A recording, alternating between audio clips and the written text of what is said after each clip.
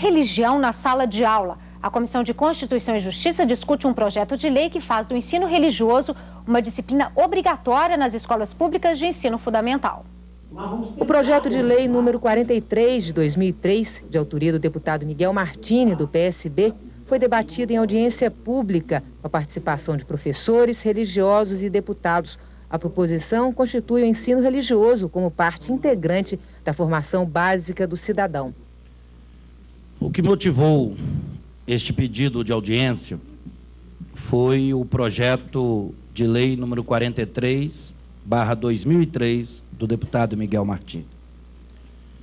Antes de mais nada, gostaria de fazer um registro que esse projeto vem numa boa hora, no sentido de permitir que uma lacuna existente na legislação seja discutida em relação ao ensino religioso. Quero saudar a preocupação do colega Miguel Martini com essa discussão. Como professor de ensino religioso há muitos anos, concursado da rede municipal de Contagem, como, de alguma forma, formador também de futuros professores e professoras de ensino religioso, eu vejo que esse projeto apresentado como necessário, como providencial. Mas o que nós vemos no projeto são algumas questões que precisariam ser complementadas, porque a problemática dessa carência de uma lei para o ensino religioso, ela é mais ampla. Desde 1978, quando o padre Gruen era membro do Conselho Estadual de Educação, ele também percebeu naquele momento essa necessidade e tentou apresentar uma legislação que tivesse uma objetividade, que tratasse o ensino religioso de forma correta, como conteúdo de ensino, e que seria próprio numa escola laica ser trabalhado. E o seu esforço, não foi em vão, mesmo tendo o seu parecer rejeitado no Conselho Estadual de Educação, provocou uma profícua discussão que nós estamos fazendo desde aquele momento. Mas é bom que se diga, desde dos idos de 78 e 79, quando o padre Gruen estava no Conselho Estadual de Educação, nós não tivemos ainda uma conclusão sobre esse debate. E muito também quanto à questão da habilitação de professores, das normas sobre a questão de convocação no Estado de Minas Gerais, a discussão, da definição mais clara do ponto de vista legal do que é ensino religioso, do que é catequese.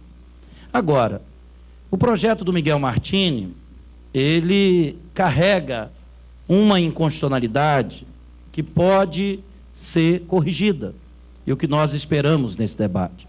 Porque o parágrafo 1º do projeto 4303 diz que a disciplina de que trata o caput deste artigo estará disponível na forma confessional, desde que a denominação religiosa esteja representada no Conselho de Ensino Religioso do Estado de Minas Gerais, CONER-MG.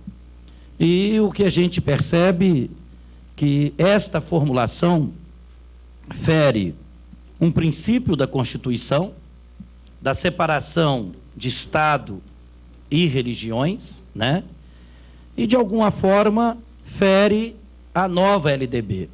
Talvez, se nós fizermos uma leitura da Lei 93, 94, 96, no seu artigo 36, na versão original, onde no caput falava do ensino religioso sem ônus para os cofres públicos e previa duas normas de ensino religioso, o confissional e o interconfissional, que, a nosso ver, acabava modificando substancialmente o artigo 210, parágrafo 1º da Constituição, pois dava ao ensino religioso um caráter catequético, que não seria próprio para a escola e para a escola pública. O parlamentar vai ver que na modificação, em função de um grande movimento que aconteceu, né, com vários deputados no Congresso Nacional, que culminou de alguma forma, né, com o substitutivo do padre Roque do Paraná, e daí depois nós tivemos a Lei 94/57, de 22 de julho de 1997, nós vamos ver que, na complementação da lei, os deputados federais modificaram essa questão dos 100 ônus, porque era, de alguma forma, consagrado na Constituição Federal, quando ela estabelecia, né, só a matrícula facultativa, mas a Constituição Federal estabelecia, né, no seu artigo 210, a natureza do ensino religioso como matéria regular. Nós vamos ver que a expressão confissional e interconfissional são retirados, a ponto de nós vermos no parágrafo 1º dizendo, na Lei 94/57, o sistema de ensino regulamentarão os procedimentos para definição dos conteúdos do ensino religioso e estabelecerão as normas para habilitação e admissão dos professores. E o parágrafo 2º, onde diz, o sistema de ensino ouvirá uma entidade civil constituída pelas diferentes denominações religiosas para a definição dos conteúdos de ensino religioso. Então, a nosso ver, a formulação original do artigo 33 da Lei de Diretrizes e Bases da Educação Nacional, que feria o princípio constitucional, ele foi modificado por essa lei. Então nós entendemos que essa questão é uma questão que deva sofrer o reparo, e eu acho que o deputado está aberto para essas questões, porque é flagrantemente constitucional. E por que esse debate acontece na nossa comissão, presidida pelo deputado Sebastião Navarro, que é a Comissão de Constituição e Justiça? Porque nós entendemos que essa premissa, no aspecto de legalidade e constitucionalidade, é um vício que tem que ser sanado no projeto para que ele possa tramitar em outras comissões da Casa. Então, de alguma forma, a gente sabe que nós temos muitas imprecisões no termo quando nós falamos ensino religioso. Tanto que se fala aula de religião, educação religiosa, formação humana e cristã, cultura religiosa, e a gente acha que o termo mais preciso, que dá esse caráter laico e garante o específico do conteúdo de ensino religioso como um espaço na escola laica e regular, seria o ensino religioso escolar, né?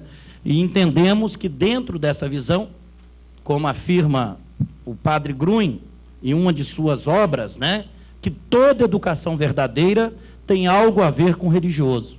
Toda a vida escolar deveria realizar certa educação da religiosidade.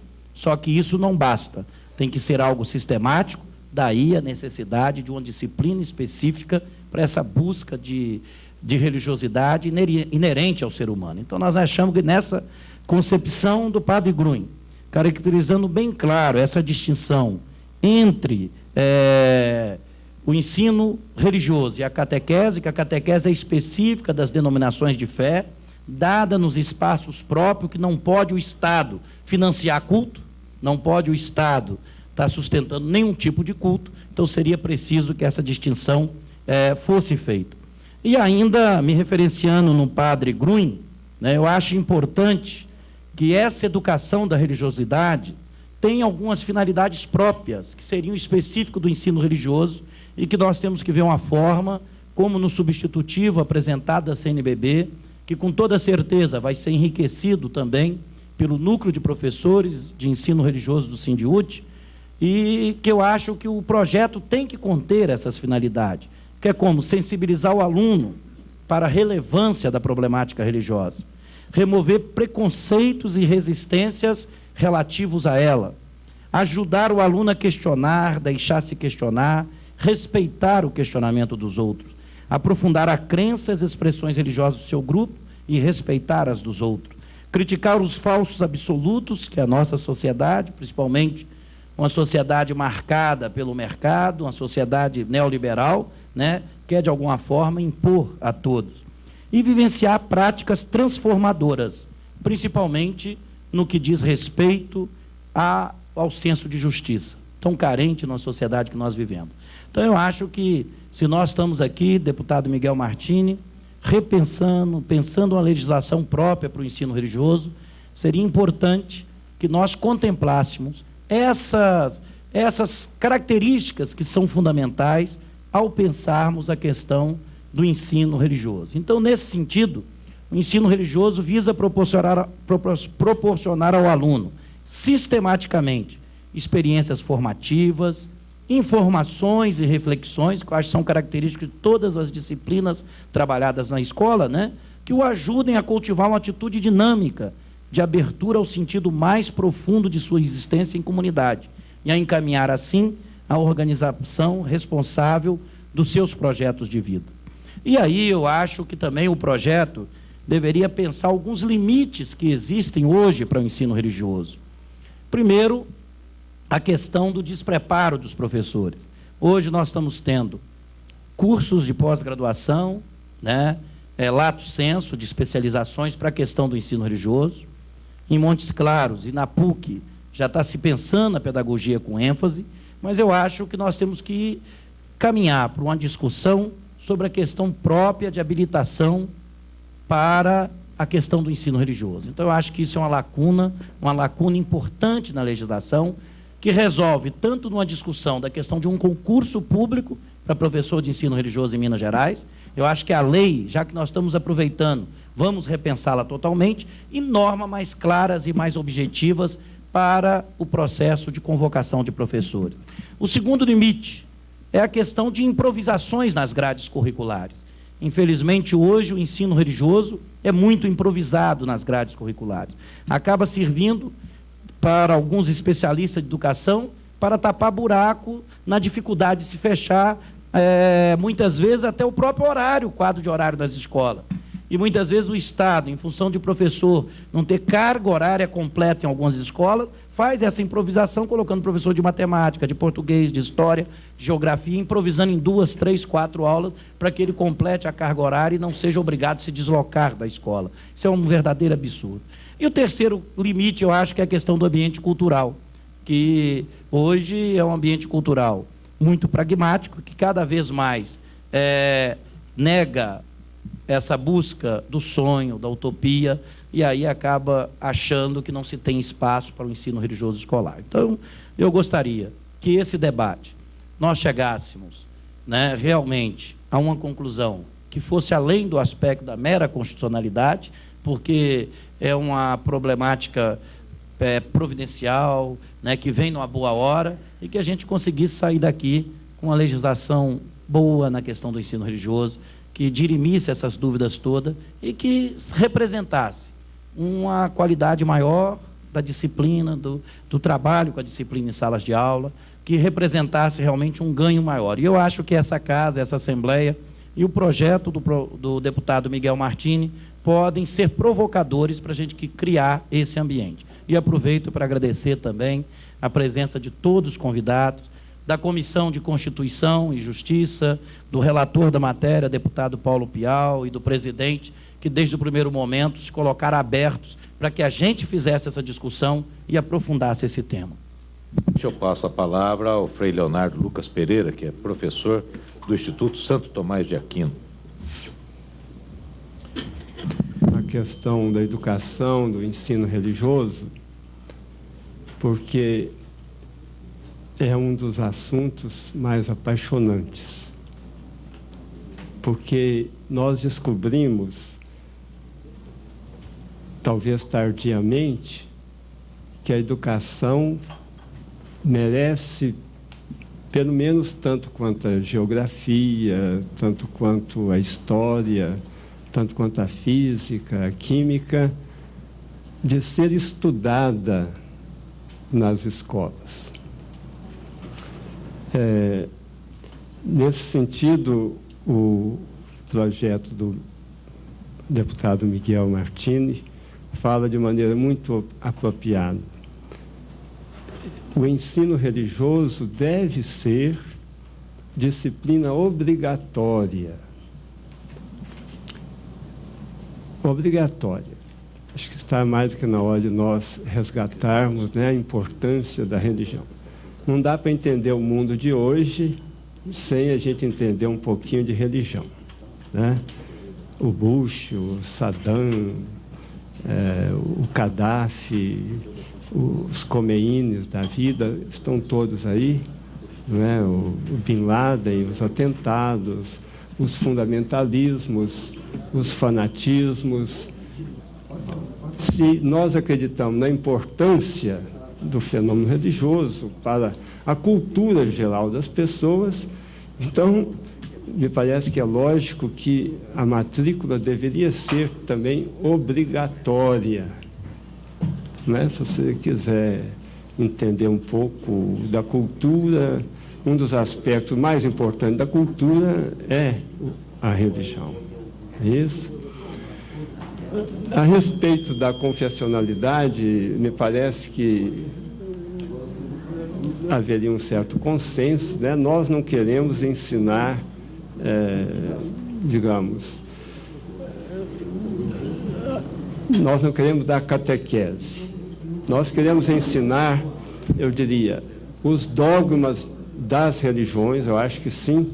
Nós queremos saber o que pensa a Umbanda, o que pensa o Candomblé, o que propõe, não é, a religião X ou Y.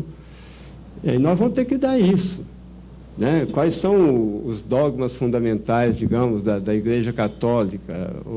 O que ensina a Igreja Presbiteriana? Na medida do possível que nós tivermos, né, tempo para isso, que depois vem uma questão assim, se religião realmente for muito importante, não dá para ficar, quem sabe, com uma aulinha só. Quem sabe ela pudesse ser um tema transversal que fosse tratado, né, na história, na geografia, etc. E tal, não é isso? Não dá para nós julgarmos o ensino, a aula de religião lá para os últimos horários, né, quando todo mundo está querendo ir embora, etc. Né? E, evidentemente, não dá para entregar esse tipo de disciplina para qualquer um, como tem sido feito em muitos lugares. Talvez tenham me convidado para estar aqui com vocês, porque, através da UENG, com o campus de Divinópolis, nós já preparamos mais de 400 professores de ensino religioso, pessoas que já têm uma habilitação e fizeram o curso de pós-graduação de Ciência da Religião. A UENG começou uma conversa com a Secretaria de Educação para que ela pudesse fazer pelo Estado de Minas todo, em todas as superintendências, né, esses cursos, enquanto nós não temos ainda, não é, a habilitação específica, pelo menos dar aí essa pós-graduação, essas 360 horas, para melhorar, né, o ensino da educação religiosa, por exemplo. Eu acho que os órgãos representativos das instituições religiosas, eles têm todo o direito de fazer lobby, têm todo o direito de pressionar. Mas eu acho que seria mais do que hora da Secretaria da Educação assumir essa disciplina como uma das disciplinas da Secretaria da Educação, obrigatória, necessária e de grande valor, e lutar para que haja habilitação para isso. E quem quiser ajudar, pode dar palpite. A Associação dos Geógrafos tem todo o direito de pressionar. Olha, esse pessoal que está aí dando geografias está uma porcaria, não dá. Se a gente tiver professores de ensino religioso também falando besteira, falando bobagem, nós teríamos que estar atentos. Os pais, não é isso? O conselho de classe, os órgãos das instituições religiosas. Mas está na hora da Secretaria de Educação assumir ela mesma, de maneira assim, muito mais autônoma, independente, essa questão do ensino religioso. E órgãos de instituições religiosas podem, né, dar algum palpite, dar alguma assessoria, nada contra. Como a gente pode também pedir assessoria a historiadores, a geógrafos, etc. A presidência passa a palavra em seguida ao senhor Cícero Clarim de Souza, que é professor da Rede Municipal de Betim. Eu estou trabalhando com educação religiosa na rede estadual de Minas Gerais desde 1994, em uma situação precária, como é a da maioria absoluta dos professores de educação religiosa da rede. Na Prefeitura de Betim, eu sou professor concursado desde o ano 2002, que foi o ano que houve concurso na rede. Mas no Estado, os professores são designados ano a ano, e ano a ano sofrendo mudança na legislação do Estado. As famosas, ansiadas e temíveis resoluções, porque a cada ano vem uma resolução diferente que deixa todo mundo em estado deplorável. A gente fala, nós, educadores da cidadania, para a cidadania, seremos cidadãos diante dessa ausência de respeito, de legislação para conosco? Então, esse é um primeiro questionamento.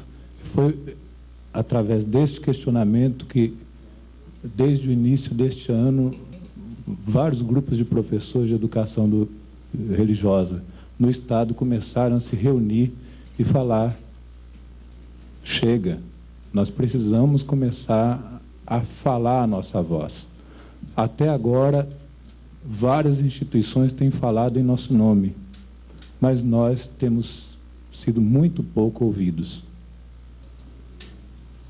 Há cursos, mesmo os cursos pequenos, como tínhamos até, eu não sei se continua, até o ano passado, o curso dado pelo DAER, que era um curso de 120 horas, que habilitava emergencialmente para o exercício da educação religiosa, curso curto, mas bom. Considerava, no âmbito da grande BH, que o professor deveria ser habilitado em qualquer área do conhecimento, e com esse curso ele poderia trabalhar com educação religiosa.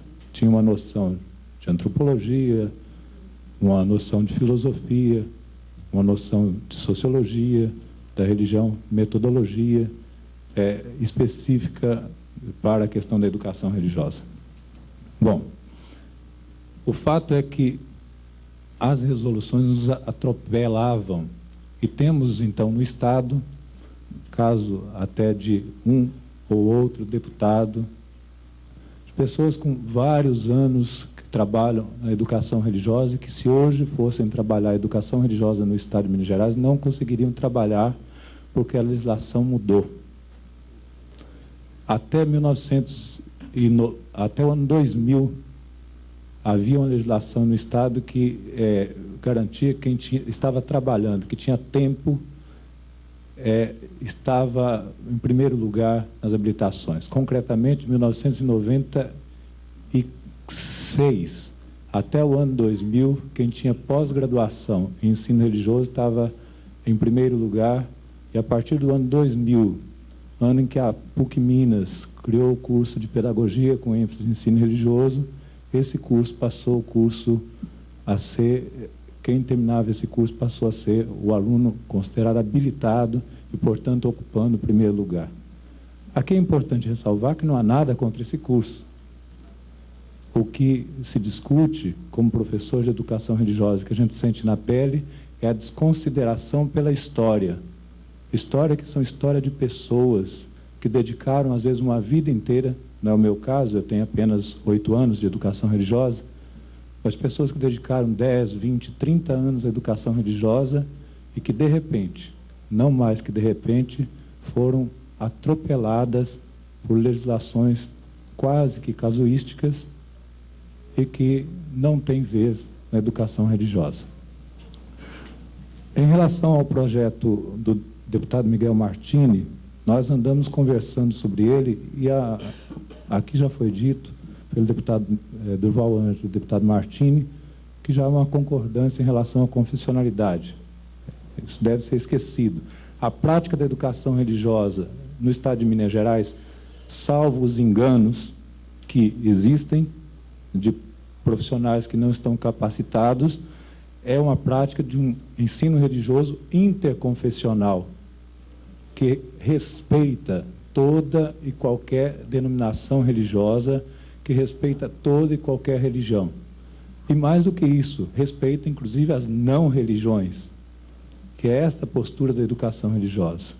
A educação religiosa trabalha, aqui me permita o professor Padre Gruen, também me referi a ele, trabalha com aquilo que está no âmago do ser humano, que é a questão da religiosidade. E a religiosidade é uma característica que todo ser humano tem, tenha ele crença ou não, porque o ser humano que sonha com um mundo melhor, essa é uma característica da religiosidade, a utopia de desejar o bem, de desejar um mundo bom, justo, fraterno, igualitário. Bom, ainda um acréscimo nesse tempo que me resta. É importante que nós consideramos, professores de educação religiosa, que qualquer que seja a legislação que venha a ser constituída, que tivemos vendo o projeto do deputado Martini, mas também alguns dos anteprojetos, e na maior parte deles nós não somos considerados. Os professores de educação religiosa estão, na maior parte das vezes, para não dizer a absoluta parte das vezes, na totalidade das vezes, desconsiderados na elaboração da legislação. Então, consideramos ser fundamental a participação, que a legislação pense isso, a participação dos professores e professoras de educação religiosa naquilo que diz respeito a nós. Eu dizia, entre os colegas, me permitam fazer isso aqui. Para que nós precisamos de um conselho de educação religiosa? O reverendo Maurílio vai poder se manifestar. Para que nós precisamos de um conselho de educação religiosa como uma FUNAI, que não faz bem aos índios, né? Dito de outra forma, qual é a utilidade do Conselho de Educação Religiosa do Estado de Minas Gerais, se não é defender os interesses da educação? Não é dos professores só, não. É da educação, educação de qualidade, uma educação religiosa. Porque, em grande medida, o que se faz é que o CONER, a Constituição do CONER, Conselho Estadual, Conselho de Ensino Religioso de Minas Gerais, é constituição ainda de entidades religiosas. Nós achamos necessária a participação dos professores de educação religiosa, levando-se em conta o papel que o CONER tem na maior parte das legislações pensadas para o ensino religioso. Eu queria chamar a atenção de alguns aspectos. Primeiro é que a LDB ela foi um avanço muito grande com relação a essa questão do ensino religioso, quando colocou o ensino religioso como área de conhecimento. Então não entra como uma coisa, né, pela porta dos fundos, mas é tratado como área de conhecimento ao lado das outras áreas de conhecimento. Apesar desse avanço, como o deputado Durval comentou, há uma lacuna ainda com relação à formação, à habilitação, a definição dessa área de conhecimento, aos parâmetros curriculares. Eu acho que é um processo que a gente está caminhando, mas ainda precisamos caminhar muito ainda. O professor Cícero chamou a atenção de um aspecto ali que eu considero também dos mais relevantes e que ele se referiu ao grande mentor disso, que é o professor Gruen, sobre o objeto do ensino religioso.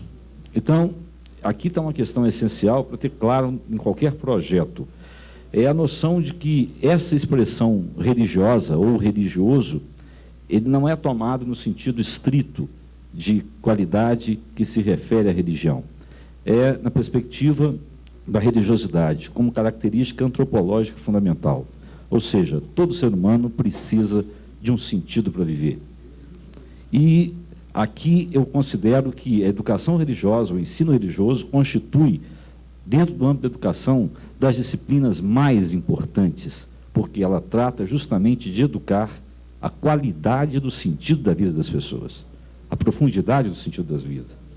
E eu considero que esse é o principal desafio civilizatório com que o mundo vive hoje. Qual é a qualidade do sentido da vida que as pessoas estão construindo? Então, se a educação religiosa ela trata dessa questão do sentido da vida, ela exige, então, dois aspectos fundamentais. Primeiro, que haja uma competência na qualificação, na formação do profissional que vai trabalhar nessa área. Então, é mais do que nunca é chegada a hora de se avançar na definição dessa área de habilitação. E, nesse sentido, eu acho que Minas, principalmente através do Padre Gruen, é pioneiro no Brasil, eu até diria no mundo, em colocar essa questão, né, às claras. Minas é pioneiro nesse processo. Eu acho que nós estamos agora diante de uma chance importante de uma grande lição em termos de educação para o país. A gente questionar a legislação, romper essa dimensão confessional, abrindo realmente para uma perspectiva de um diálogo muito amplo, em que todos tenham vez, todos sejam sujeitos, todos sejam cidadãos. Então, essa questão, né, do objeto do ensino religioso, da educação no sentido da vida. Então, nessa habilitação, eu acho que duas questões devem ficar bem claras, eu acho que podem, né, e deverão ser estudadas. Primeiro, a questão dessa qualificação técnica, qual é o curso, qual vai ser o perfil, o desenho de um curso que forma esse profissional. Essa indefinição é que dá aquilo que o professor Cícero dizia, essa insegurança, indefinição, o sofrimento de todo professor, como é que vai ser a próxima resolução, o que eles vão pedir, o que vai ser inventado da próxima vez. Então, a definição disso. Mas a formação técnica simplesmente não é suficiente. O sujeito pode ter mestrado, doutorado, ele pode ter, né, tantas horas de formação, mas eu acho que é mais do que necessário, principalmente pelo objeto de ensino dessa área, que haja sempre um conselho de ética que possa aferir e acompanhar, né, a qualidade da formação desse professor. Assim como existem os conselhos de ética de cada área profissional, dos advogados, dos médicos, né, eu acho que também na área de educação religiosa, por mais razão, eu acho que tem que existir um conselho de ética. Eu acho que pode ser, aí é uma discussão que, né, vai ficar aberta, eu acho que o CONER pode representar isso, tem que ter a presença dos professores de ensino religioso. Eu sempre defendi nos meus cursos, né, que os professores de ensino religioso precisariam se organizar para fazer valer a sua voz também dentro desse processo, mas um conselho de ética que pudesse verificar e acompanhar isso, porque a questão que se coloca é isso, né, nas mãos de quem as famílias colocarão seus filhos. Que tipo de profissional? Não basta ter só simplesmente a formação, né, técnica. Então, acho que esse conselho de ética, como qualquer área profissional exige, que ele acompanhe esse processo, essa formação, até para dirimir os conflitos, os problemas que acontecem. Então, em nível da secretaria, acho que é importante que haja, né, consciência disso. Eu gostaria de dizer também que os senhores não imaginam, talvez, a proporção, o alcance disso que estão fazendo.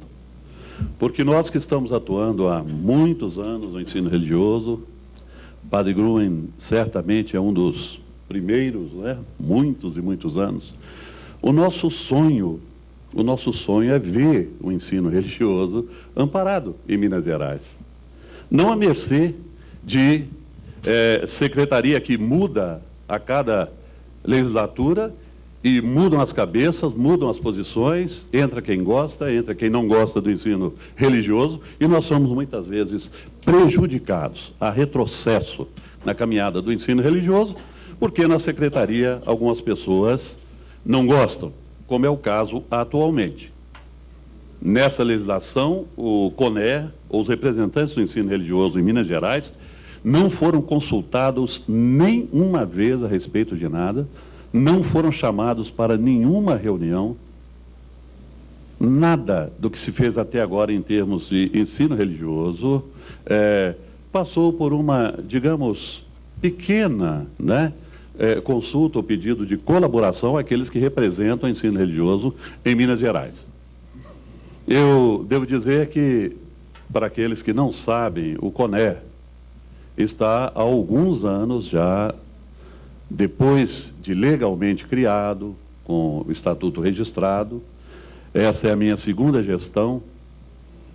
Ele já está há alguns anos representando o ensino religioso em Minas Gerais, ensino que já vinha sendo representado por figuras muito envolvidas, plenamente compromissadas, como é o caso do do nosso irmão Gruen, da Anísia, Padre Baltazar, na CONSER, na Comissão Central do Ensino Religioso, o DAIA, a Diretoria Arquidiocesana do Ensino Religioso, que há anos vem preparando professores, vem trabalhando com outras igrejas, né, procurando preparar professores para o ensino religioso. O CONER, ele, em Minas Gerais, está muito bem estruturado e preparado para ajudar nas iniciativas como essas que se tomam aqui, implementação de projetos e tudo mais.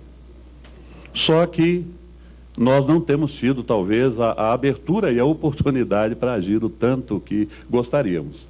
Eu quero dizer, senhores deputados, não sei se os senhores sabem disso, mas o Estado de Minas é seguramente o Estado melhor aparelhado para fazer funcionar, de fato, o ensino religioso. O CONER, com a superintendência, uma parceria que funcionou bem até o governo passado, ele tem 42 superintendências, nas 42 superintendências regionais, 42 comissões regionais do ensino religioso. A CRE, a Comissão Regional do Ensino Religioso. Então, em cada superintendência há uma comissão.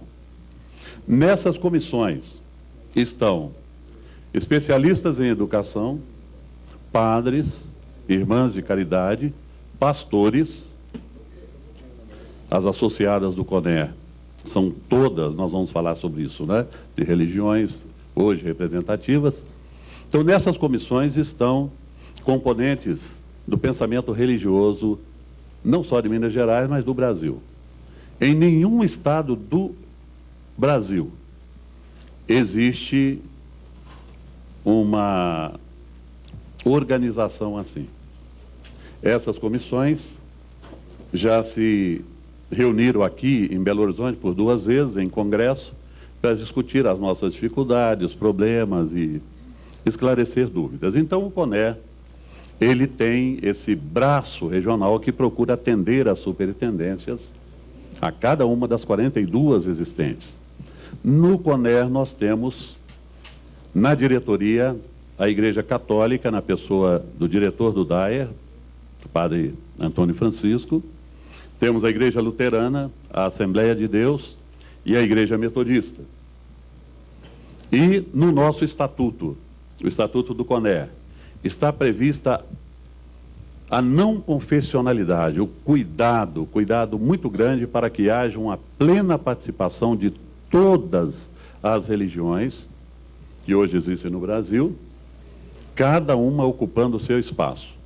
Para vocês terem uma ideia, o cuidado foi tanto, o detalhamento foi tanto, que na diretoria nós jamais teremos 2 elementos de uma mesma religião.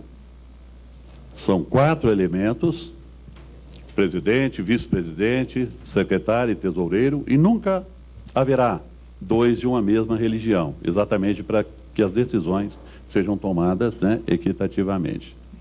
Então, o CONER tem procurado trabalhar junto à secretaria, a parceria às vezes funciona muito bem, às vezes sofre aí um descompasso, como está acontecendo no momento atual. Nós temos dado, junto com o DAER, a Igreja Metodista, o curso emergencial para a formação de professores de 120 horas. Para vocês terem uma ideia, nós temos hoje uma listagem única de professores do ensino religioso para a Grande BH, com mais de 1.500 professores preparados, ou emergencialmente, ou com o Pedagogia com ênfase, dado na Católica já também há algum tempo. E no estado de Minas Gerais, nós temos, segundo a última estimativa, aproximadamente 5.000 professores habilitados para ministrar o ensino religioso. Alguns elementos que foram apontados eu subscrevo totalmente. Quando o professor Paulo Agostinho falou a respeito desse tipo de conselho de ética, uma ideia muito interessante, né, para garantir que não seja apenas um título acadêmico que forma professor, de ensino religioso, mas algum outro tipo de garantia. Agora, a intervenção em nome dos professores, professor Cícero, em nome dos professores e a atenção do sindicato aqui presente, a gente fica muito satisfeito com isso. É um sonho muito, muito antigo. Em 2 palavras, eu vou colocar alguns pontos que andei pensando. Primeiro, uma lei é mais do que uma resolução. Ela tem mais estabilidade. Então, que a lei se restrinja ao essencial para não cortar caminhos que ainda há muito caminho para se andar. E talvez nem sempre haverá abertura para isto agora. Que a lei não corte caminhos para isto. Se restrinja ao essencial, deixe para o executivo o que for do executivo, deixe para a regulamentação o que pode ser regulamentado mais tarde, seriam as grandes linhas.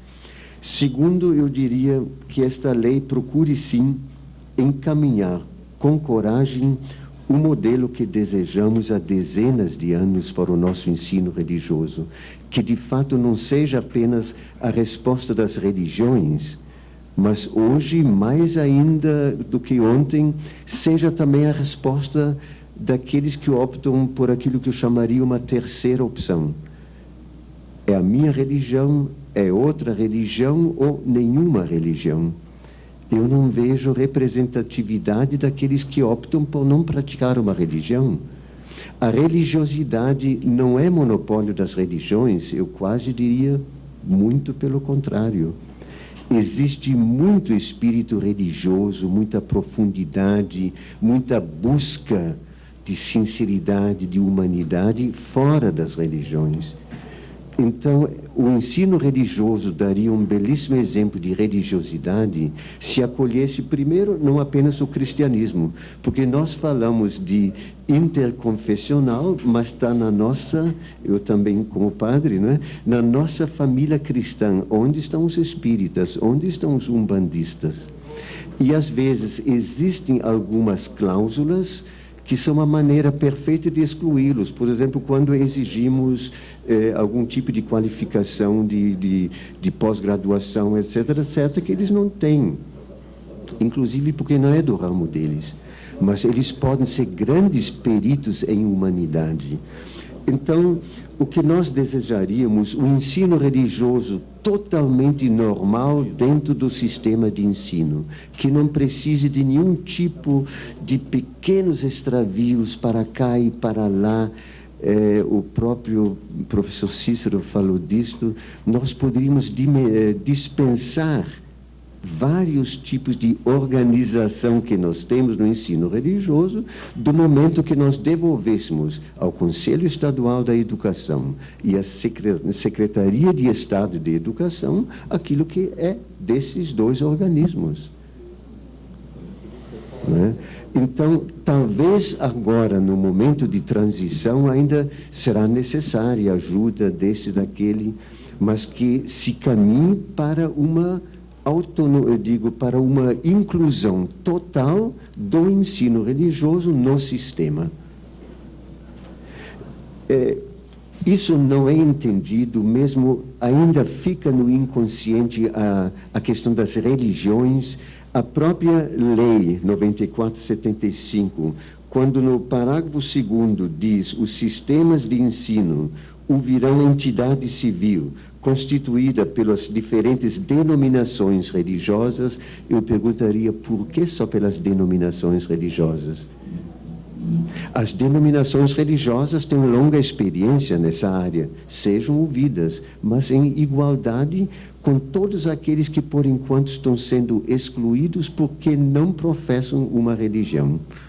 E em nome da sinceridade, em nome da busca da verdade, eles merecem muita atenção.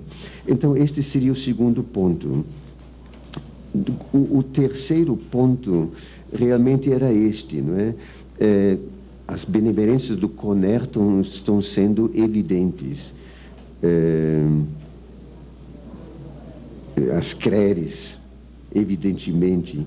Agora, me impressiona Eu sou padre, posso falar, né? Mas o número de bispos, padres, reverendos, pastores e irmãs, quer dizer, parece que o elemento embatinado, digamos assim, o elemento da instituição religiosa continua.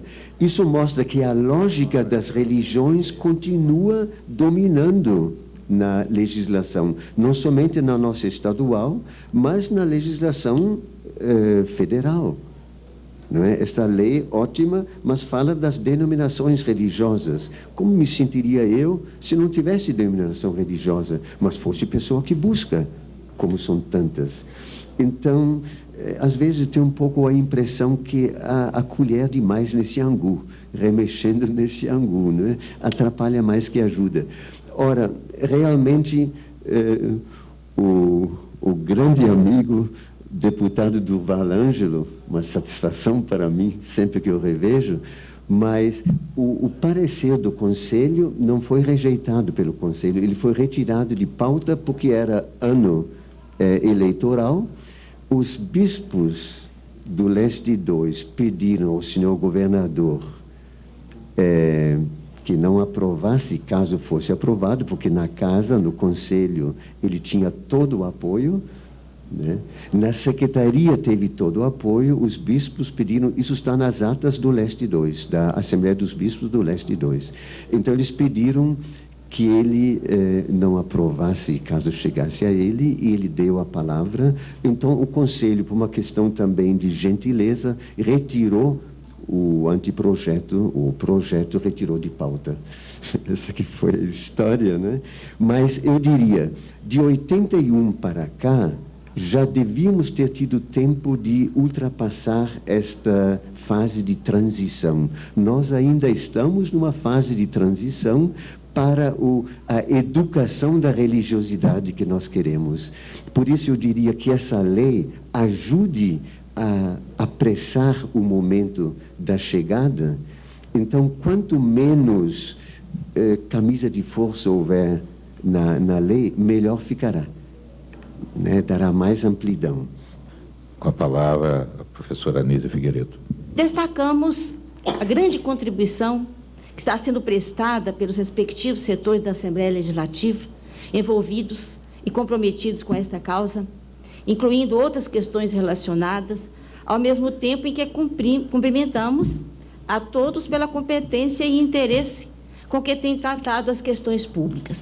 Nós já vimos dialogando faz dias com os diferentes setores, e eu tenho observado, como pesquisadora que sou, esta evolução, este avanço no ensino religioso em Minas Gerais, por conta já de uma participação, de uma abertura política, de uma sede, uma vontade de democratização, cada vez mais intenso. E isso nós temos que reconhecer, é de tirar o chapéu à atitude que a Assembleia Legislativa de Minas está tomando. Vai servir, de fato, como exemplo para todo o Brasil.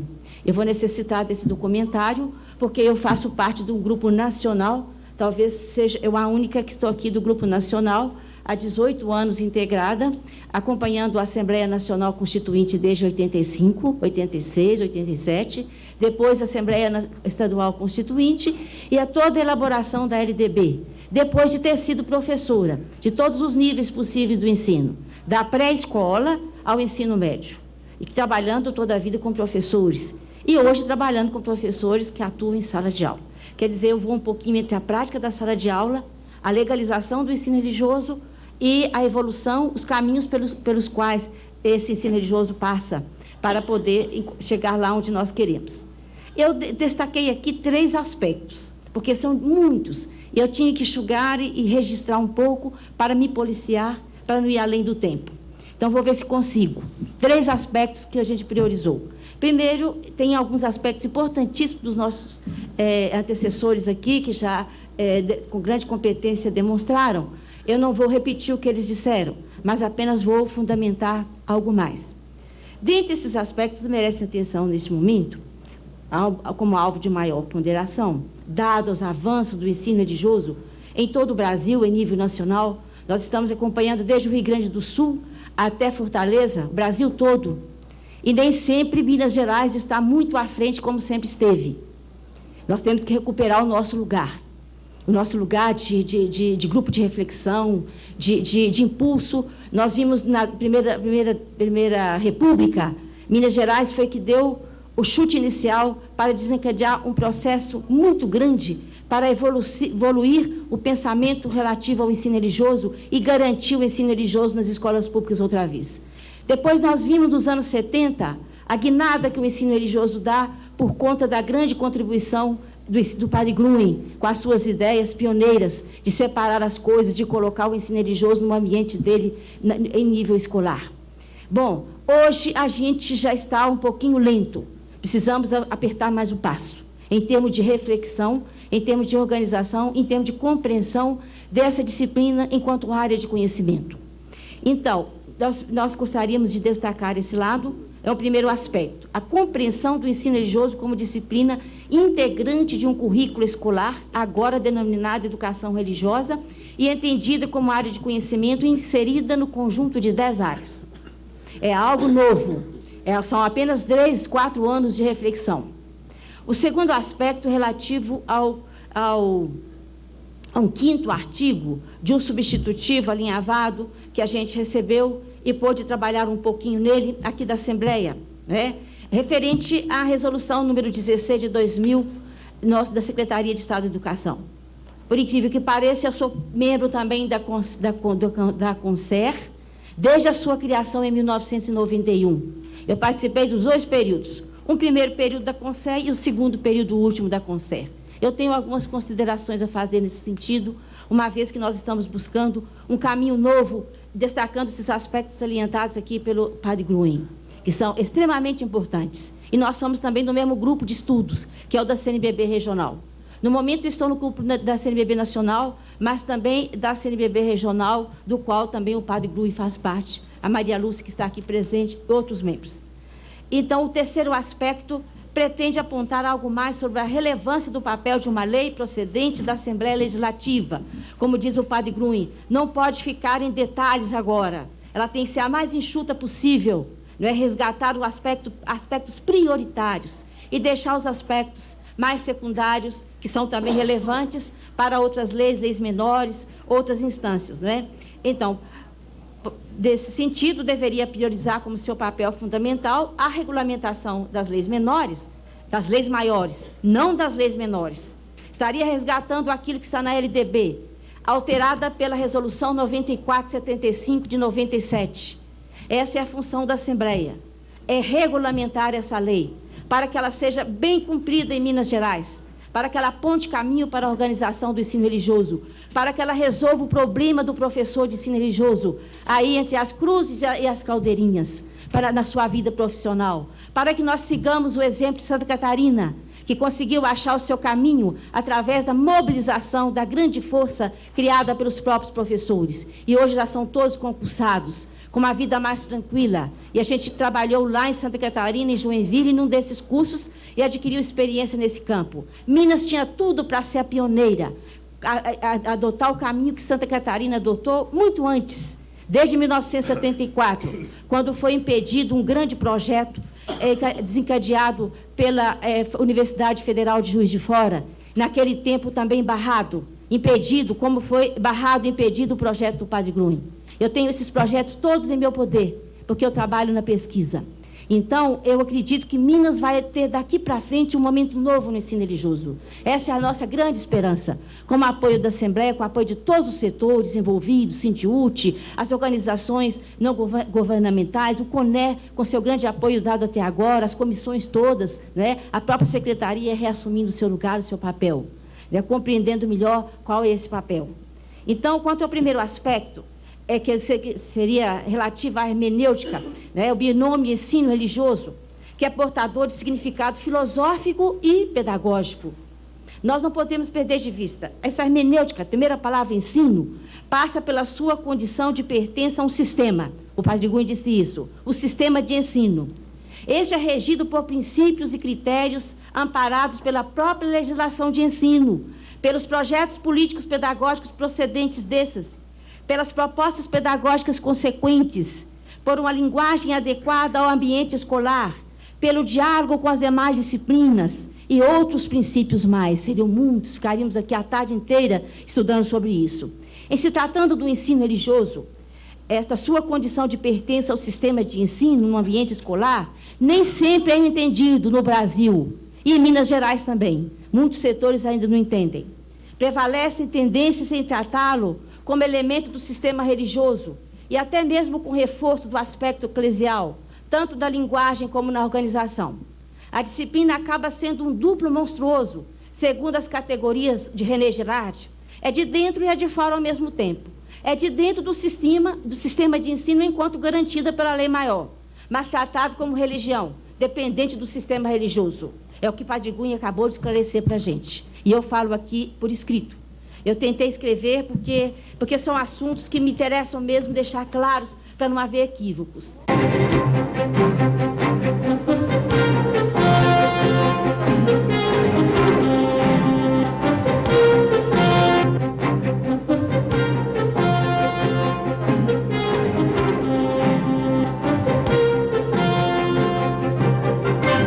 Com a palavra o deputado Laudelino Azevedo. Eu sou apresentado como deputado, como de fato sou, mas faço questão de dizer também que sou professor de ensino religioso. Deixei agora no final do ano para poder vir desempenhar essa missão. Há 22 anos, seria o 23º ano agora. Desde o tempo, aliás, como contratado, como designado, porque antes, quando não tinha nem ônus para o Estado, né, quando era voluntário, a gente já estava no Colégio Major Pereira, no Polivalente, em Itajubá, já ministrando aulas de ensino religioso. Então é uma experiência que a gente tem, uma preocupação também, por isso estamos aqui. A gente é testemunha de tudo que aconteceu de lá para cá e, inclusive, pensa e tem certeza que muita coisa podia ter sido mudada, sim. Essa angústia que o Cícero falava, né, do professor, a cada início de ano, antigamente era pior ainda, que a gente ficava na dúvida se conseguia ou não uma vaga, e hoje fica dependendo das resoluções. Inclusive, quando eu cheguei aqui, dia 30 de janeiro, tinha sido publicado naquele dia a resolução que está em vigor, né?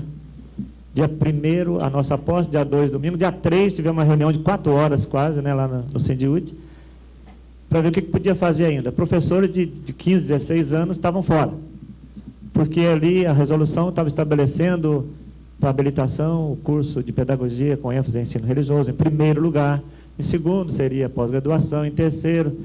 Ali os cursos que a gente fez, de 140 horas, eu mesmo fiz, ajudei a ministrar, lá também na Superintendência de Itajubá, de Caxambu, de Pouso Alegre.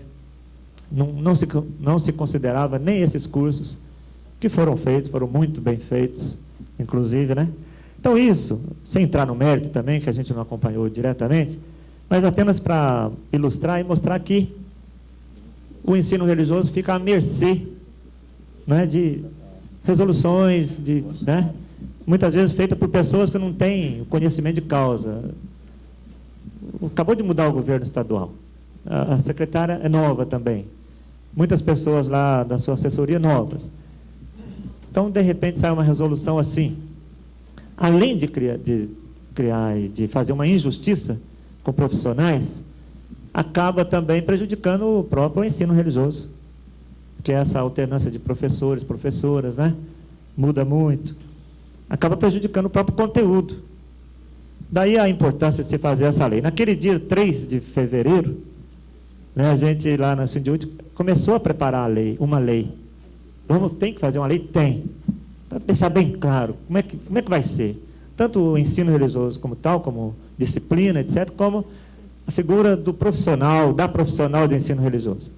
Aquele dia, não começamos, porque muita coisa já tem sido refletida de anos para cá. Mas começamos a preocupar com formalizar melhor um projeto de lei. Quando soubemos que já tinha esse projeto 043, então vamos lá, vamos refletir, vamos juntos, vamos discutir.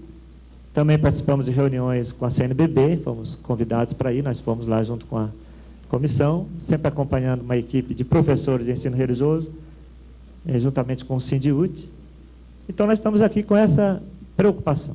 A questão religião, igreja, a gente orienta e encaminha o aluno, a aluna, o educando, para a sua comunidade de origem. Que ele tenha lá, tem a escola dominical, se ele é evangélico, tem a catequese, tem na sua religião, tem lá o seu modo. A gente sempre orienta e encaminha. Participe lá. E na escola, seria o caráter mesmo da dimensão religiosa do ser humano, que está faltando muito. Quem sabe muita coisa que está acontecendo no mundo hoje é por falta de trabalhar essa dimensão. A educação só vai ser integral se a gente tiver na escola como matéria, como disciplina obrigatória, a dimensão religiosa também. O professor Leonardo Lucas abriu o debate mostrando profundo conhecimento e o que era de se esperar. E opina por instituir o ensino religioso com matrícula obrigatória. Infelizmente, não é possível no momento, porque aí feriria frontalmente a Constituição, e esta comissão tem por escopo principal discutir o aspecto da constitucionalidade, embora não esteja impedida de entrar no mérito, que é o que estamos fazendo neste momento com a presença dos senhores. O professor Paulo Agostinho, que já trabalha há muitos anos, ele deixa uma expressão magnífica, que todo ser humano precisa de um sentido para viver. E que sentido é esse que não a certeza da existência de um ser superior? Então esse é que é o verdadeiro sentido da vida, não existe outro. De forma alguma não tem, pelo menos na minha fraca concepção de leigo, mas eu acho que o sentido da vida, de toda a nossa vida, está na crença de que existe um ser superior a todos nós, comandando essa questão. O professor pastor Antônio Guimarães já abriu a boca mostrando muitíssima competência, mas infelizmente ele teve que usar o seu tempo fazendo a apologia do CONER em face do questionamento trazido pelo professor Cícero aqui presente, que na sua exposição mostrou-se também como figura importante na área da educação religiosa. O professor padre Wolfgang é um filósofo, né? Trouxe para a gente com uma profundeza, acho que nem os escafandristas que buscam o diamante no fundo das águas é capaz de perceber a curto prazo a grandeza de suas colocações. E quem diria, nós desta comissão, num momento muito curto para a meditação. A professora Anísia ou Nísia, né? Anísia Guimarães, fez um relato completo a respeito do trabalho e do ensino religioso. Eu entendo que ensino religioso, assim, sucintamente, é uma forma de educar a fé. Educar a fé. E a fé é um atributo do Espírito. E o ensino religioso, como instrumento para educar a fé, torna-se disciplina para disciplinar todas as outras disciplinas. Então é a disciplina das disciplinas. Spinoza deixou escrito que todo homem instruído, letrado, que não adquire um ofício, acaba se transformando no velhaco. E a gente poderia, plagiando Spinoza, dizer que o homem intelectual, de fé mal educada, pode, e não raro, se transforma num tirano. É o que nós vemos ao longo da nossa história, é a tirania em nome de uma fé mal educada. É o que aconteceu no Mar do Norte, é o que acontece na Ásia, é o que acontece em várias partes do mundo, gente matando, brigando e até se matando em nome de uma fé, mas uma fé mal educada. Então é preciso educar a fé.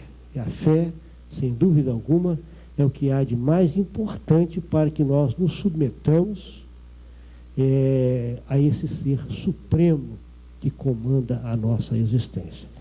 Nós vamos abrir no primeiro momento para 5 inscrições, de 3 minutos cada uma, que as pessoas falassem. Podemos fazer aí a fila do povo aí no microfone. Meu nome é Santuzzi, eu sou professora da rede estadual e da rede municipal. Não sou professora de ensino religioso ou educação religiosa, sou professora de educação física, mas faço parte da direção do Sindiúti. Eu só queria fazer alguns comentários, porque eu me senti bem contemplada com a fala de todos e muito sensibilizada com a fala do senhor. A nossa luta é muito grande. Aqui na mesa temos 2 companheiros que já fizeram parte da direção do Sindiúti, o professor Duval, que a gente já trabalhou junto, a gente até brincava, ele me chamava de professora de pula-pula, eu respondia, professor de catecismo. E a gente construiu muita coisa junto. Só não podemos falar, Santuzzi, há quanto data. tempo que foi isso? Aí, eu, com certeza, eu ainda era estudante. E o professor Laudelino... Eu ainda, na época, era aluno do Grun, sabe, em Juiz de Fora. Pois é, e eu ainda estava na universidade. E aí, o professor Laudelino, que também já fez parte da direção do Sindiúti. Alguns comentários só que eu queria fazê-los. Primeiramente, o seguinte, nada mais pertinente do que esse debate frente aos momentos que a nossa sociedade vive. É isso? E aí, reverendo, queria colocar para o senhor o seguinte, o senhor disse que os padres, os pastores, sabem aconselhar muito bem. Olha, eu diria para o senhor que nós, professores da escola pública, se não soubéssemos aconselhar os nossos alunos, alunas e adolescentes, essa sociedade estaria bem pior. Eu digo isso porque há 20 anos eu estou dentro da escola e mesmo sindicalista nunca abri mão de estar todo dia na sala de aula, porque eu tenho a dimensão do que é a nossa luta e a nossa prática. E queria colocar para o deputado Paulo Pial. Caro deputado, se Minas cochilou e dormiu, nós, professores, não contribuímos para que ninguém dormisse. Lutamos, como a senhora disse, em Santa Catarina, no concurso. Há anos não tinha concurso em Minas. Fizemos greve para ter concurso. Eu fico muito emocionada quando eu digo isso. Brigamos, fizemos outra greve para nomear. Agora, com uma sentença, sem argumentação nenhuma procedente, querem anular o nosso concurso. Aí é muito duro. Aí, brigamos por um plano de carreira, para valorizar, vai para a escola, vai se capacitar, faça pós, faça mestrado. Nosso plano de carreira foi aprovado em primeiro turno. E aqui ele foi engavetado. E sabemos que ele não vai sair, se não for com muita luta. E essa categoria vai brigar. Dia 30 nós já paramos as aulas. E mostramos que não queremos brigar por brigar. Queremos brigar por direitos que nós temos. E para terminar, eu queria colocar o seguinte. Em 97, teve uma greve que morreram pessoas na greve. Conseguimos abono de R$45. Não incorporamos esse abono. E todos os governadores que vieram falaram, não se tira abono. Fomos surpreendidos ontem. Quem tem 2 cargos vai perder um abono. Jesus, nós estamos brigando para ter reajuste, para ter plano de carreira, e no próximo mês o nosso salário vai ser rebaixado. E para terminar, lembrar uma questão que o companheiro Cícero foi muito pertinente, que é a questão da legislação. Pasmem vocês. A partir desse ano, foi editada uma resolução que foi fruto dessa resolução, essa união dos professores de educação religiosa. Nós, professores de educação física e educação religiosa, mesmo habilitados, né, Duval? Se quisermos dar aula da 1ª à 4ª série, receberemos como professor não habilitados. Aí, o professor de educação física, que tem um campo maior, opta por não dar aula na 1ª à 4ª para não ganhar 212, que é o salário base. Aí não tem educação física, e a educação é de qualidade. Então, os professores de educação religiosa pegaram contratos, estão ganhando como P1. Tem pós, são graduados. É muito complicado discutir essa questão da religiosidade, do respeito, da cidadania, e você, que é o educador, se sentir dessa forma. Mas a educação, para nós, é princípio, e nós vamos continuar brigando para que ela seja de qualidade, não vamos abrir mão. E para terminar mesmo, companheiro Duval, quando o deputado Miguel Martini colocou que está aberto, que considera o anteprojeto da CNBB, o Sindiúte fez um encontro dia 26, com toda a representação do Estado, contamos com o Frei Leonardo, professora Anísia, e lá a gente já está construindo o nosso relatório, tá? Mais de 120 pessoas. E nós, para o CONER, nós representamos os designados, sim, reverendo, porque em Minas mais da metade da categoria é designada, senão eles não poderiam ser sindicalizados. Então, se esse for o problema, o Sindiúte pode estar lá, mas não vai ser a diretoria. Nós vamos construir um representante que esteja no dia a dia dando aula de ensino religioso. Obrigada. Obrigado, Santuzo.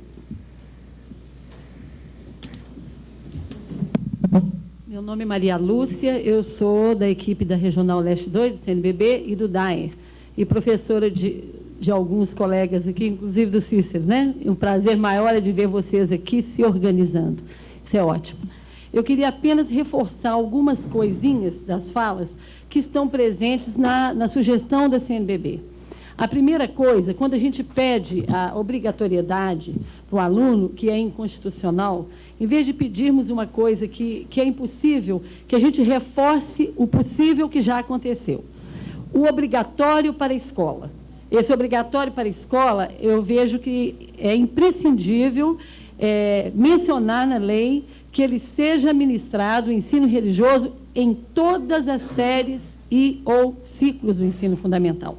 Se nós não podemos garantir a presença do aluno, ele pode optar pela Constituição, mas que a escola seja realmente obrigada a oferecer em todas as séries. É um aspecto que está aí, que eu gostaria de reforçar.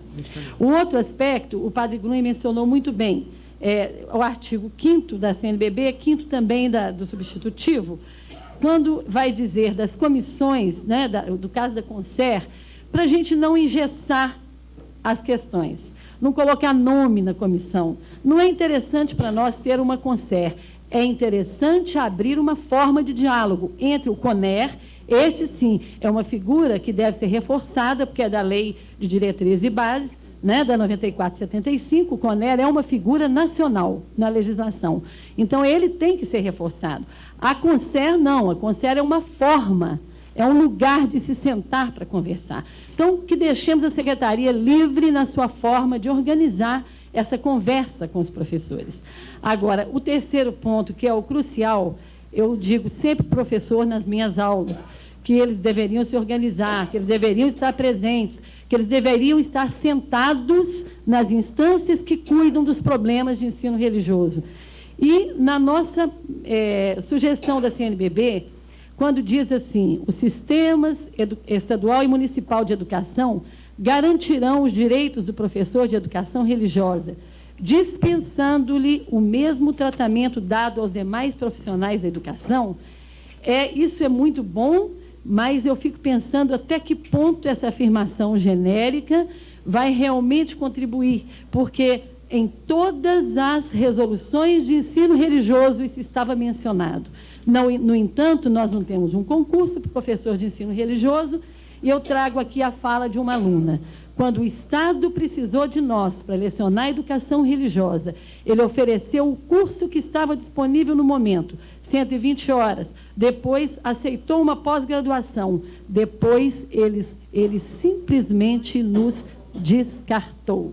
Então, o professor de ensino religioso, ele é, a cada legislação, em parte, descartado. Então, que a gente tivesse um carinho todo especial com esse item, né, professor Duval? Companheiro de luta lá de Contagem. Há muito tempo, né? Maria Obrigada. Lúcia. Tá bom, obrigado, Maria Lúcia. O próximo inscrito.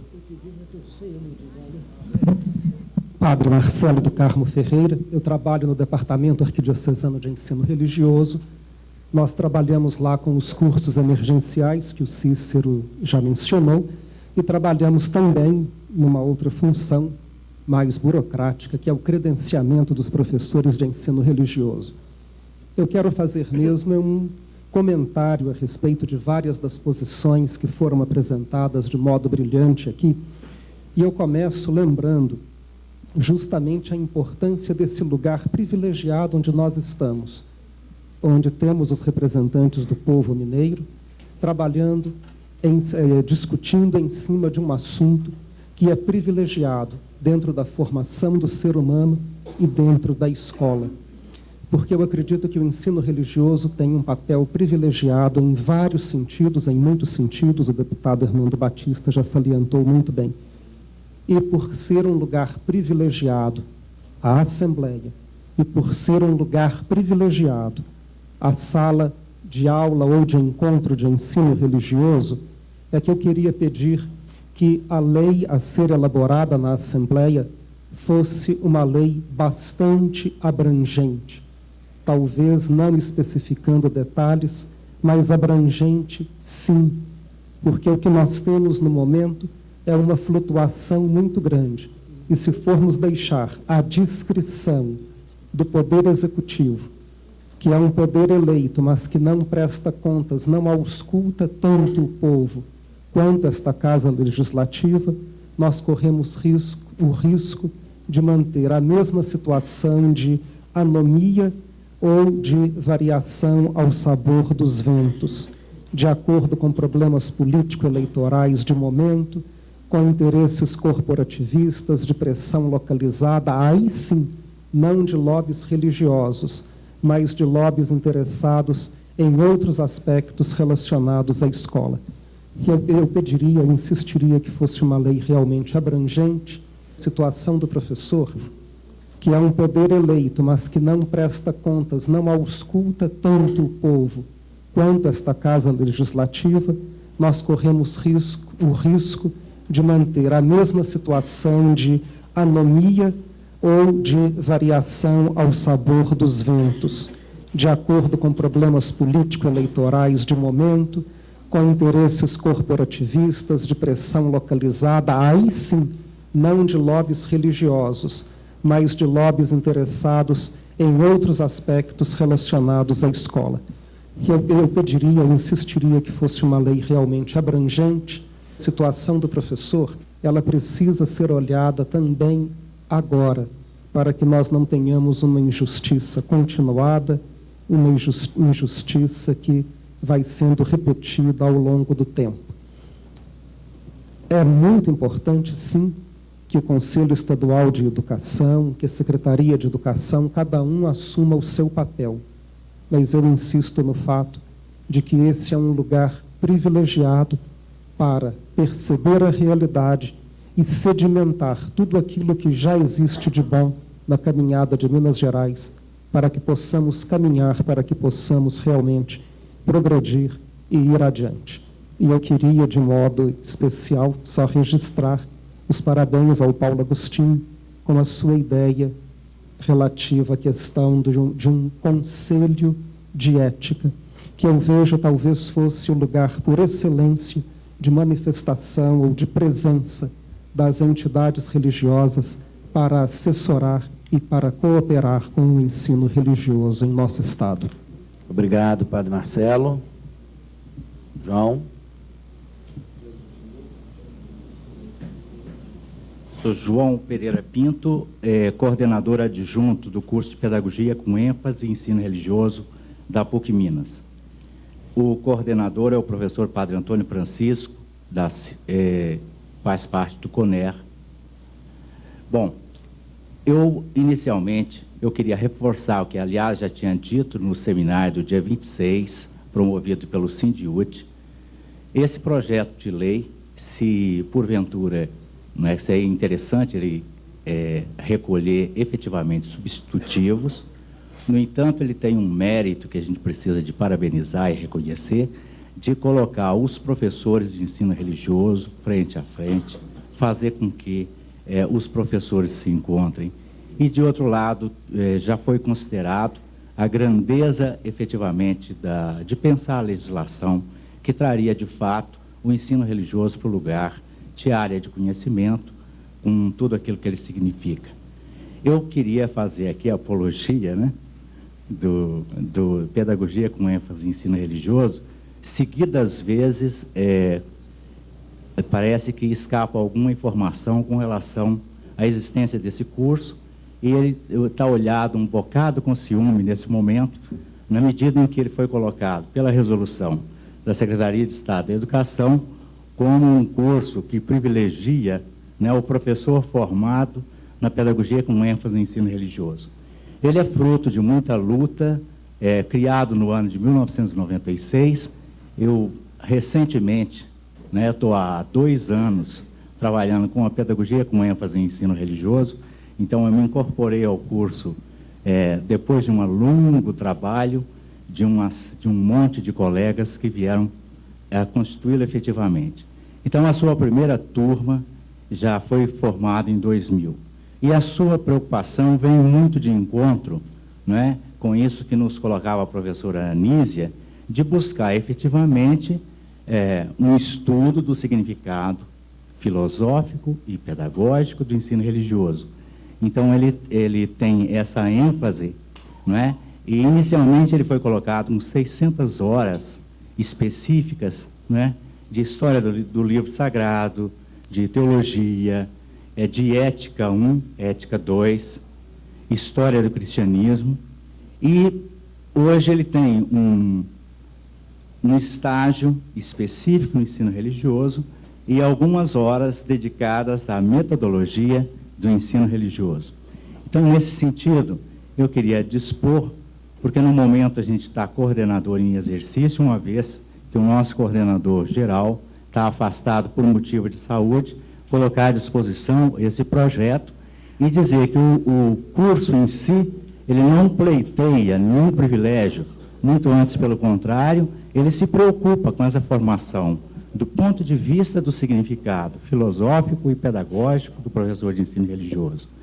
Parabenizo também, como foi chamado a fala do professor Paulo Agostinho, só que me passou antes o seguinte, quer dizer, na medida em que se preocupa com o Conselho de Ética, nos cursos de formação, nos preocupamos também com a formação de um professor ético que dê conta desse significado efetivo do ensino religioso. No mais, parabéns pelo debate que aqui se instaurou, pelo debate que já propiciou esse projeto, e nós agradecemos esse momento. Não trago nenhuma pergunta. Obrigado, companheiro. Eu queria apenas fazer 3 questionamentos. Um sobre o papel do CONER.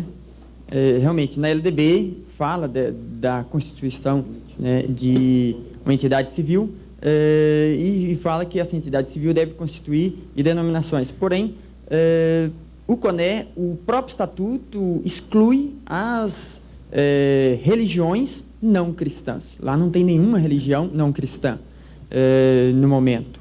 E também qualquer movimento religioso. Então, ou seja, se não há participação nem de outras denominações não cristãs, de outras religiões, como participação de professores. E, para isso, eu conheço o Estatuto do CONER, teria que mudar todo o Estatuto do CONER.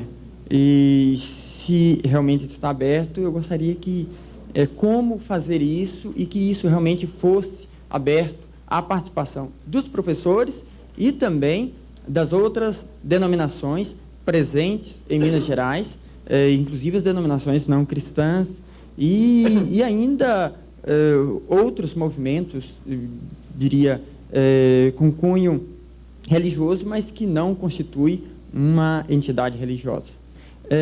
A segunda é sobre a fala do professor Paulo Agostinho sobre esse código de ética. Eu me preocupo muito porque fica parecendo que só o professor de ensino religioso que não tem ética, se exige um código de ética, deve se exigir para todas as disciplinas, não só para o professor de educação religiosa. E não existe um código de ética para o professor. Então, se crie para todas as disciplinas. Os conselhos, inclusive o Conselho de Educação Física, tentou se meter com os professores de Educação Física, exigindo que eles tivessem, que para ministrar aula de Educação Física, tinham que ser, de pertencer ao Conselho e ter uma carteirinha, inclusive fazer um curso, como se faz no CONER, que é para renovar o credenciamento, e houve movimentação dos professores e conseguiram que isso não ocorresse. Então, eu não vejo por que exigir do professor de educação religiosa não só um código de ética, como credenciamento. Uma vez habilitado, não precisa de credenciamento. para o exercício do magistério, não necessita de credenciamento, necessita de habilitação. Ele vai necessitar de ser credenciado lá para outras funções, não para ser professor. Assim como o professor da educação física não precisa estar credenciado ao conselho. Ele precisa para trabalhar numa academia, não para ser professor. Então, eu preocupo muito com essa questão desse código de ética. Eu acho que isso deve ser trabalhado, sim, nos cursos, que os cursos devem contemplar essa questão da ética. Isso, sim, que o curso realmente seja um curso que o habilite, seja ele ciência da religião, seja ensino religioso, seja qual for o nome que se dê, mas que o conteúdo dele possa ser satisfatório para habilitar o professor e realmente eu concordo que tem que ter uma formação continuada, mas ela não deve ser obrigatória e ainda cobrada. Nós temos o centro de referência do professor que não é usado para o professor de ensino religioso, só oferece curso para as outras disciplinas e se exige do professor pagar um curso para renovar um credenciamento. Obrigado. Qual a base do ensino religioso que a escola terá que oferecer? Qual a base? Qual o fundamento? No Brasil, nós somos um país de maioria cristã, nós somos cristãos. Mas mesmo esse tronco cristão tem ramificações. Então, o aspecto doutrinário tem que ficar fora. Tem que entrar apenas no aspecto religioso, da religiosidade. Porque se entrar o aspecto doutrinário, vai haver uma complicação tremenda se entrar esse aspecto. E, excluindo o aspecto doutrinário, vejam, senhores, vem outro fator. Os clérigos, os pastores, os padres, eles serão suspeitos para exercer esse ministério? Então, é outro problema, é outra questão. Seria apenas os professores que não têm, que podem, claro, serem religiosos, que, afinal de contas, é condição sine qua para ministrar o ensino, ele também ter fé, senão ele não tem como. Mas ele ter compromisso com uma religião, então, com uma religião, não, com uma doutrina, porque o fundamento aqui que nós estamos meditando é cristão. Mas pode ser que lá na escola o pai chega e ele é judeu, fala, não, eu quero que meu filho frequente a aula de religião. Mas tem que ser o judaísmo, porque a lei fala que a escola tem que oferecer. Ela vai oferecer judaísmo, vai oferecer cristianismo, vai oferecer shintoísmo, islamismo, fetichismo. Ela tem que colocar todas essas opções à disposição do aluno. Então, vejam, senhores, que a situação é muito complexa. Então, eu perguntaria ao filósofo padre Wolfgang, como nós poderíamos comportar para regulamentar a aplicação dessa lei, de fato, com proveito nas escolas. É muito complexo. Já discutimos isso em muitos congressos, mas a respeito do prático, do que hoje existe, o Estatuto do CONE, ele não exclui nem restringe a participação de nenhuma confissão religiosa. Ele estabelece princípios. Um princípio é constitucional. A instituição que se compromete a não fazer proselitismo, a não ensinar doutrinas religiosas da referida confissão, essa pode pleitear o ingresso como associada do CONER e será aceita na Assembleia Geral. Então não há exclusão. Eu estive na Bahia com muito orgulho, a convite do secretário da Educação de lá, para levar um modelo do nosso ensino religioso aqui. E lá eu me sentei, à minha direita estava o presidente da Confederação das Religiões Afro no Brasil. À minha esquerda estava o bispo da Igreja Universal. É só para dar a vocês uma ideia da participação. Então, nada é fechado. Agora, o nosso estatuto não é estático, ele é dinâmico. Nas Assembleias Gerais, as associadas podem propor e já foram feitas alterações no nosso estatuto. Só para clarear, né? Perfeito. É bem dinâmico, bem democrático. Agora, outra coisa que nós queríamos dizer é o seguinte, que como associadas a EVB, que é uma instituição que representa igrejas evangélicas em nível nacional, e o CONIC, que é um conselho também, esse reúne igrejas cristãs. Então, a igreja que, por qualquer razão, não tenha sido associada ao CONE.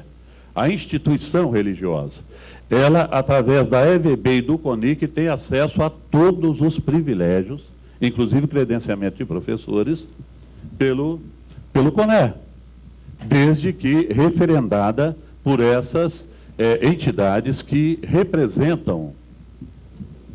Está claro para vocês? A EVB representa igrejas não associadas. CONIC representa igrejas não associadas. Um professor parte de uma igreja, de uma confissão religiosa não associada. Ele pode, desde que tenha feito o curso, tenha atendido os requisitos, né, das resoluções. Nós seguimos as resoluções, porque a nossa parceria com o Estado determina. Eu estou me atropelando aqui, eu sei, querendo explicar muita coisa. Por exemplo, nós, CONE, nós preparamos professores, isso é constitucional, para ministrar ensino religioso no sistema. E os entregamos ao sistema através de uma relação única, a cada ano.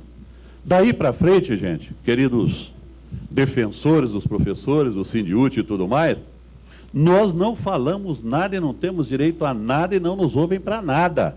O operacional, o quem emprega, o quem dispensa, o quem cria resoluções igual agora, a revelia de ouvir conselho, como fizeram, desculpe se estão ausentes aqui os representantes da secretaria, quem faz isso de modo autocrático é a secretaria. Então nós corremos para lá para defender os nossos professores, e como temos alguns abnegados lá dentro, Padre Baltazar, Maria Vasconcelos e outros, nós às vezes conseguimos reverter o quadro. Mas a secretaria toma as suas decisões, porque não há uma lei pertinente, tá? Faz o que quer, e o que nós podemos fazer, as nossas lutadoras do Sindiúti, é mandar um ofício reclamando. Tempo, professor. Clamar, reclamar, mas sabemos que não resolve nada. Como canta o poeta, a vida é sempre ponto de chegada e ponto de partida. E todos aqui insistiram muito na vida, que como elemento fundamental, a busca do sentido da vida no ensino religioso, que deveria ser papel, função de todas as disciplinas. Então, em nome da vida, eu gostaria de terminar com as palavras de Guimarães Rosa, dita por Riobaldo. O correr da vida embrulha tudo. A vida é assim, esquenta e esfria, aperta e depois afrouxa, e depois desinquieta. O que ela quer da gente é coragem. O que Deus quer é ver a gente aprendendo a ser capaz de ficar alegre e amar no meio da alegria. E ainda mais alegre no meio da tristeza. Todo o caminho da gente é resvaloso, mas cair não prejudica demais. A gente levanta, a gente sobe, a gente volta. Que com essas palavras de Guimarães Rosa, quero agradecer a presença de todos e, cumprida a finalidade da reunião, determina a lavratura da ata e encerra os trabalhos. Muito obrigado.